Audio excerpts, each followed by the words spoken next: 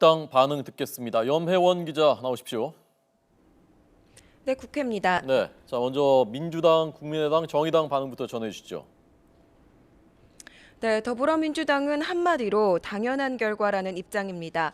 추미애 대표는 법과 원칙을 세운 현명한 결정이라며 국민의 준엄한 요구가 받아들여진 것이라고 말했습니다.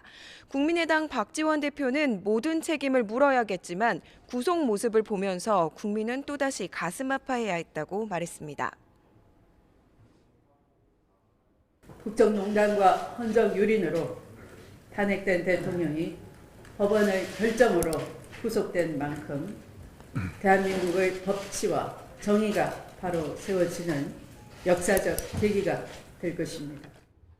책임을 물어야겠지만 어쩐지 헌정사상 세 번째 전직 대통령이 구속되는 모습을 보고 우리는 가슴이 아픕니다.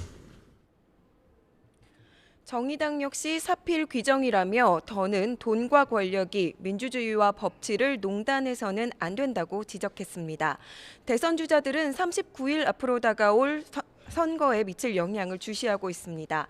민주당 문재인 전 대표와 이재명 시장은 적폐청산과 공정한 나라 만들기를 강조했고 안희정 충남지사는 이번 일이 정쟁으로 번져서는 안 된다며 통합에 방점을 찍었습니다. 국민의당 안철수 전 대표는 반성도 없이 변명을 거듭하던 박 전 대통령이 자초한 일이라고 지적했고 손학규 의장은 시간이 걸리더라도 밝혀진다던 그 진실은 구속으로 귀결됐다고 평가했습니다. 정의당 심상정 대표도 불행한 역사가 되풀이되지 않도록 법과 제도 개혁에 힘쓰겠다고 밝혔습니다.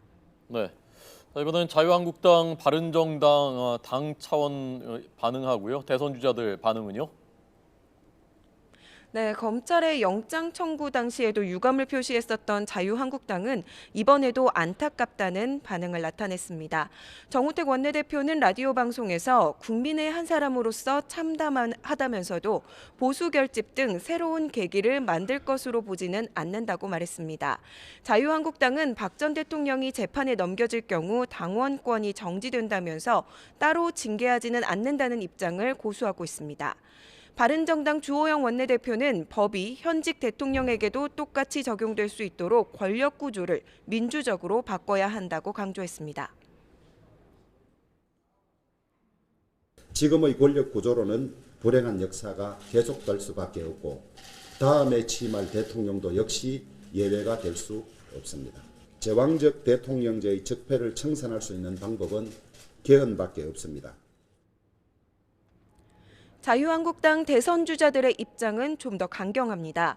이인재 전 최고위원은 같은 잣대로 그들의 정권도 심판받을 것이라고 비판했고 김진태 의원은 나라가 벼랑 끝에 내몰렸다면서 SNS에 근조 리본을 걸었습니다. 반면 홍준표 경남지사는 새로운 시대를 여는 첫날이라며 강력한 우파 정권을 수립해야 한다고 강조했습니다. 바른정당 유승민 후보는 국론 분열을 막기 위해서 불구속 수사가 바람직했다고 보지만 법원의 결정을 존중한다며 한 발 물러섰습니다. 지금까지 국회에서 YTN 염혜원입니다.